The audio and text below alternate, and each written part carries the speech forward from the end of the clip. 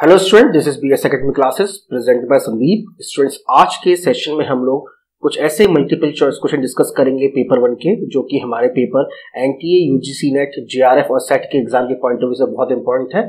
और ये सभी जो टॉपिक जो हम डिस्कस कर रहे हैं, ये आप अपने जो स्टेट एलिजिबिलिटी टेस्ट है उसके लिए भी रिगार्डिंग में इसको स्टडी कर सकते हैं। ओके, तो आज का लेसन स्टार्ट करने से पहले I give my brief introduction. मेरा नाम संदीप है, मैंने एमटेक किया है आईटी से from triple IT CSIR। Engineering science से मैं जेआरएफ क्वालिफाइड हूँ, यूजीसी नेट से मैं जेआरएफ क्वालिफाइड हूँ। कंप्यूटर साइंस एप्लीकेशन में रिसर्च साइंटिस्ट की पोस्ट पे वर्क कर चुका हूँ।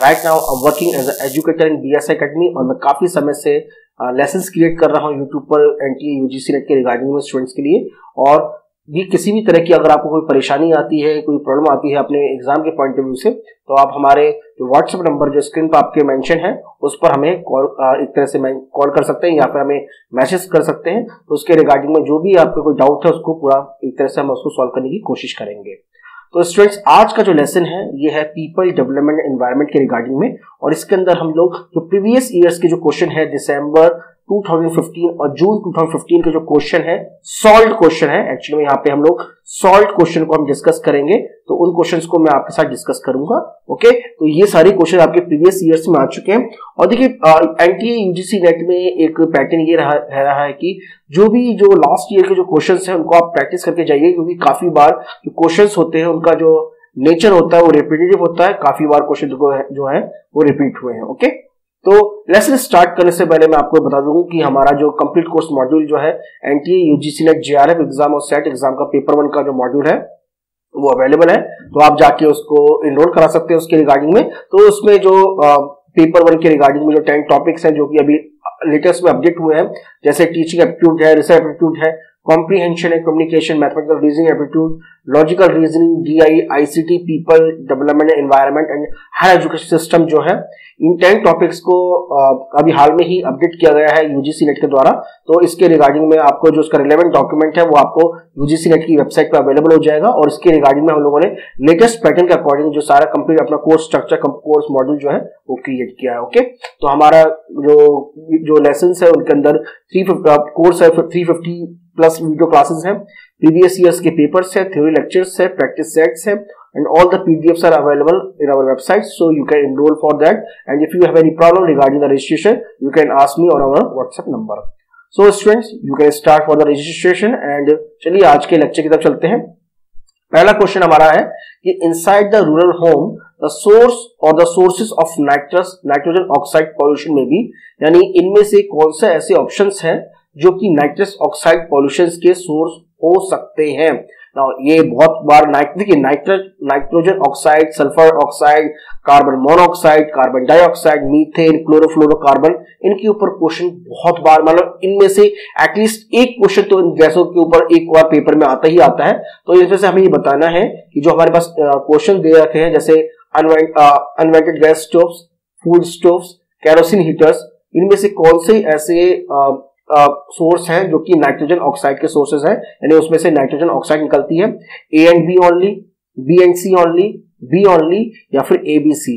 ओके, तो नाइट्रोजन ऑक्साइड की बात की गई है। तो देखिए, जहां पर भी एक तरह से नेचर की हम बात करें तो नेचुरल जो एक तरह से जो फूड स्टफ होता है या फिर मटेरियल होता है, जब उसको जलाते हैं तो उसमें से नाइट्रोजन ऑक्साइड निकलता है। तो अनवेंटेड गैस स्टोव जो है वहां से भी नाइट्रोजन ऑक्साइड निकलता है। Same is the case with the food stoves also and kerosene heater also. So in this case the correct answer is fourth one, because all these options are the correct, because the unvented gas stoves, wood stoves and kerosene heaters are the source of nitrogen oxide. So please mark fourth as the correct answer. Fourth जो है हमारा correct answer है। Next question, which of the following pollutants can cause the cancer in human being, यानी इनमें से कौन सा ऐसा pollutant है जिसकी वजह से मनुष्य के अंदर कैंसर जो हो सकता है। Maybe the pesticides, mercury, lead और ओजोन। देखिए, वैसे तो जनरली कहीं ना कहीं इन सभी से कैंसर का जो प्रभाव है वो काफी पड़ा रहता है, बट स्टिल इनमें से जो करेक्ट आंसर है वो हमारा मर्करी है, क्योंकि मर्करी की वजह से काफी बार, मतलब मर्करी जो है इनमें से सबसे ज्यादा हार्मफुल है, और इसकी वजह से जो अगर आप एक लेवल से ऊपर एक मर्करी का कोई कंज्यूम करता है कोई ह्यूमन बॉडी, तो उसको कैंसर हो सकता है। Okay, same is the case with pesticide also, lead also and ozone also, but the most harmful in all these pollutants is the mercury. Okay, so please mark correct answer, mercury is the correct answer. Next question. Now this question is based on our assertion and reason. तो assertion reason के अंदर दो statement होते हैं. सबसे पहले आप ये जानने की कोशिश करिए कि इनमें से कौन सा स्टेटमेंट ट्रू है, और अगर दोनों स्टेटमेंट ट्रू है तो हमारा जो रीजन है वो इसको assertion को वेरीफाई करता है या नहीं करता, या फिर एक्सप्लेन करता है या नहीं करता. तो पहला हमारा assertion जो कहता है people population control measure do not necessarily help the environmental in the checking the degradation. यानी जो हमारा जो पॉपुलेशन कंट्रोल मेजर है वो हमें एनवायरमेंटल को चेक करने में, डिग्रेड करने में हमारी हेल्प नहीं करता है. ऐसा हर बार नहीं होता. Okay, the relationship between the population growth and the environmental degradation is rather complex. तो first of all try to understand that if the any country's population is very bigger as compared to other population, or maybe the other size of the population of any country, then it means it doesn't mean that all the people will degrade our environment. Maybe it happens that sometimes that if the people have the knowledge and people are literate, then in that case they will definitely preserve their environment. For example, in the case of Europe में जो Germany country है, all the people are very aware of the environmental degradation. That's why all the people have different kind of habits, and these kind of people always protect the environment also. और इनकी जो आप food habit देखेंगे या फिर इनका जो preservation का जो तरीका है वो बाकी कंट्री के लोगों से बहुत ज्यादा अलग है. तो ऐसा नहीं है कि केवल अगर हम पॉपुलेशन के कंट्रोल को मेजर करें तो हम एनवायरमेंट के डिग्रेड को रोक सकते हैं, ऐसा बिल्कुल भी नहीं है. मतलब कुल मिलाकर ये है कि एनवायरमेंट को प्रोटेक्ट किया जा सकता है अगर हमारी पॉपुलेशन बढ़ रही है तो भी. ओके, तो अब इसमें इसका रीजन बताया गया है. Relationship between the population growth and the environmental degradation जो है वो काफी कॉम्प्लेक्स है, क्योंकि देखिए पॉपुलेशन ग्रोथ होता है, एनवायरमेंटल डिग्रेड भी होता है, तो उसका जो रिलेशनशिप है वो काफी कॉम्प्लेक्स है. काफी ऐसे भी कंट्री है जिनकी पॉपुलेशन बहुत कम है और वहां पर भी एनवायरमेंट डिग्रेडेशन की जो प्रॉब्लम है वो बहुत ज्यादा देखने को मिलती है. तो इस केस के अंदर दोनों स्टेटमेंट जो है ये ट्रू है, और इसका जो रीजन है वो इसको करेक्ट वे में एक्सप्लेन कर पा रहा है. So correct answer is first one, both A and R the true and R is the correct explanation of A. Next question, which of the following phenomena is not a natural hazard. इनमें से कौन सा ऐसा phenomena है जो कि प्राकृतिक आपदा नहीं है? Wild fire, lightning, landslide and chemical contamination. देखिए जो हमारे वनों में जो आग लगती है वो एक तरह का नेचुरल हैजार्ड है, क्योंकि ये आपने देखा होगा कि और खास तौर से ऑस्ट्रेलिया कंट्री के अंदर गर्मियों में बहुत भीषण आग बहुत बार देखने को मिली है. तो wild fire is a natural hazard. Same is the case with the lightning. जो बादल आपने देखा होगा आकाश में जो बिजली कड़कती है तो वो भी जो एक तरह का नेचुरल फिनोमेना है. Same is the case with the landslide, जो कोई भूस्खलन होता है, जैसे हिंदी में भूस्खलन कहते हैं, तो वो भी जो है एक तरह का नेचुरल हैजार्ड है. बट केमिकल कंटामिनेशन जो है it is a totally man made activity. So chemical contamination is not a natural hazard. So please mark fourth as a correct answer. Chemical contamination is not a natural hazard. Next question number 5. As part of natural climate change policy, Indian government is planning to raise the installed capacity of renewable energy by the 2030s.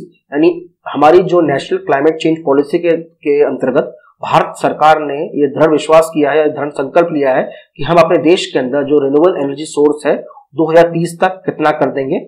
175 gigawatt, 200 gigawatt, 250 gigawatt या फिर 350 gigawatt. Okay, तो as part of the natural climate change policy the Indian government is planning to raise the installed capacity of renewable energy sources. यानी ऐसे sources जिससे हम बार बार use किया, जैसे for example in the case of solar energy, wind energy, ये सारे के सारे जो एग्जांपल हैं वो रिन्यूएबल एनर्जी के हैं. तो इस केस में जो करेक्ट आंसर है फोर्थ वन है. 350 गीगावाट से भी ज्यादा, मतलब 350 गीगावाट तक का इनका प्लान है इंडियन गवर्नमेंट का 2030 तक. ओके, तो please mark fourth as a correct answer.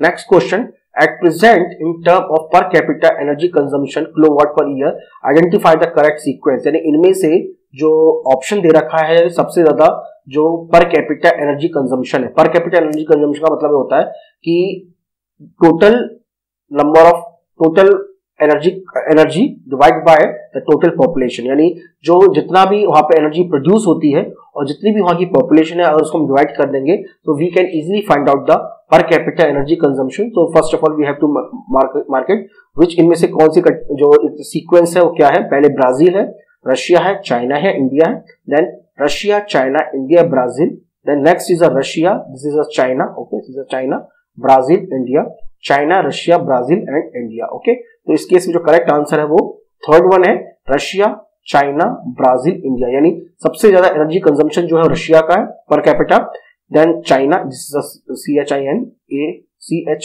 China, then Brazil का है उसके बाद, और उसके लास्ट में जो है सबसे कम जो है इंडिया का है। डेफिनेटली इनमें से इंडिया की पॉपुलेशन बहुत ज्यादा है, बट चाइना की भी पॉपुलेशन बहुत ज्यादा है, बट स्टिल जो एनर्जी जो प्रोड्यूस की जाती है चाइना के द्वारा वो इंडिया के मुकाबले बहुत कहीं ज्यादा है, ओके। तो please mark C as a correct answer, यहाँ पे थर्ड नहीं, यहाँ पे ये सी होगा, ओके। तो please mark C as a correct answer.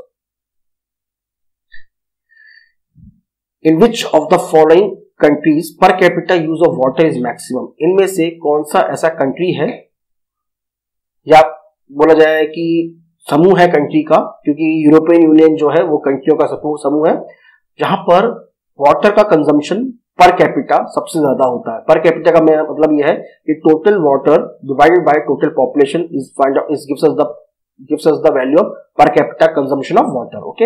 US, European Union, China and India, okay. First of all we have to mark the correct answer. देखिए इसमें जो करेक्ट ऑप्शन है वो इसका यूरोपियन यूनियन है, तो यूरोपियन यूनियन के अंदर सबसे ज्यादा पानी का कंजम्पशन होता है per capita, okay. So please mark second as a correct answer. Next question, India contribution to total global carbon dioxide emission is about 3%, 6%, 10% and 15%। यानी भारत का जो टोटल कंट्रीब्यूशन है ग्लोबल मतलब कार्बन डाइऑक्साइड एमिशन के अंदर, जितना भी अगर हम भारत पूरा दुनिया का जो कार्बन डाइऑक्साइड का एमिशन को 100% मानेंगे, तो भारत के द्वारा ग्लोबल मार्केट के अंदर कार्बन डाइऑक्साइड का एमिशन कितना होता है ये हमको बताना है। तो इस केस में जो करेक्ट आंसर है या 3% है, 6% है, 10% है या 15% है। डेफिनेटली इसका जो आंसर है वो लेस देन 6% है, okay. So please mark 6% is the correct answer. 6% जो है वो इसका करेक्ट आंसर है। Next question, which of the following combination represent the renewable natural resources, इनमें से कौन सा ऐसा ऑप्शन है जो कि रिन्यूएबल एनर्जी रिसोर्सेज को बताता है। देखिए रिन्यूएबल का मतलब होता है जो हम उसको बार बार यूज कर सके। For example the case of any material, for example solar energy. Solar energy is a example of energy natural resources, because ये एक तो नेचर से हमें प्राप्त होती है। सबसे बड़ी बात ये है कि हम इसको बार बार यूज कर सकते हैं, ओके। तो इसके अंदर जो करेक्ट आंसर बताना है, fertile soil, fresh water, natural gas. Now fertile soil is not the example of renewable natural resources, क्योंकि अगर ऊपर की जो परत है मिट्टी की अगर वो खराब हो जाएगी तो उसको बनने में काफी साल लग जाता है।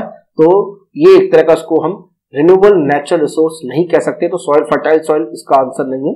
Same is the case with clean air, तो है, बायोलॉजिकल डाइवर्सिटी भी है, बट कुछ हद तक देखिए इनमें से तीनों के तीन ऑप्शन कहीं ना कहीं रिन्यूएबल एनर्जी सोर्स को नहीं बताते हैं।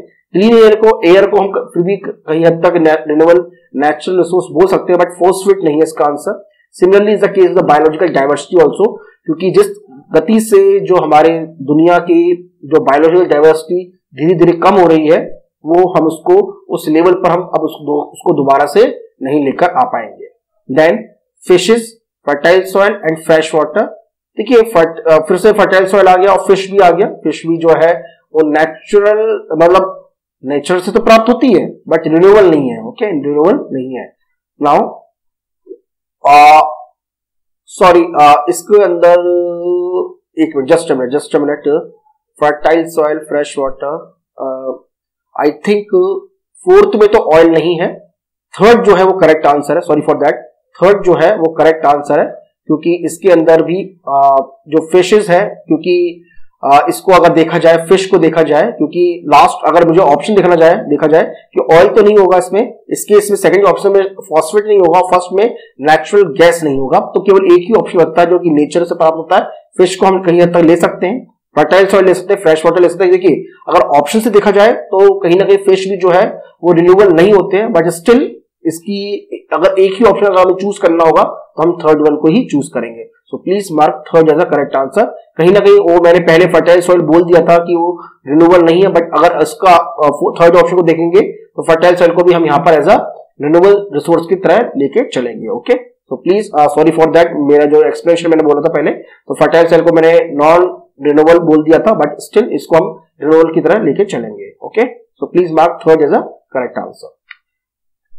Next question, question number 10, the factor which are most important in determining the impact of anthropogenic activities. इनमें से कौन सा ऐसा ऑप्शन है जो कि एंथ्रोपोजेनिक एक्टिविटीज को एक तरह से डिटरमाइन करता है? पॉपुलेशन, एफ्लुएंस पर पर्सन, लैंड अवेलेबल पर पर्सन। ओके, पॉपुलेशन, एफ्लुएंस पर person and the technology used for the exploring the natural resources. यहाँ पे बात की जा रही है कि एंथ्रोपोजेनिक एक्टिविटी को डिटरमाइन कर सकता है। Okay, atmospheric condition, population and forest cover. Population, forest cover, land available पर पर्सन। तो इस केस में जो करेक्ट आंसर है वो सेकंड वन है, क्योंकि इसके अंदर पॉपुलेशन है, एफ्लुएंस पर पर्सन भी है, और technology use for exploring the natural resources, क्योंकि ये एक ऐसी एक्टिविटी है ह्यूमन बीइंग की जो कि हमें बता सकती है कि हम लोग कितना एक तरह से जो हमारा संसाधन है उनका दोहन कर रहे हैं। तो please mark second is the correct answer. So students, आज के लेक्चर में हम लोगों ने काफी इंपॉर्टेंट क्वेश्चन डिस्कस किए, और भी जो क्वेश्चंस हैं और भी मैं आपके साथ डिस्कस करूंगा, और इसके लिए आप हमारे, अगर किसी भी तरह का कोई आपको डाउट है तो आप हमारे व्हाट्सएप नंबर पर हमसे कॉन्टेक्ट कर सकते हैं। ओके, तो students, I will meet you again in the next lecture. Thank you.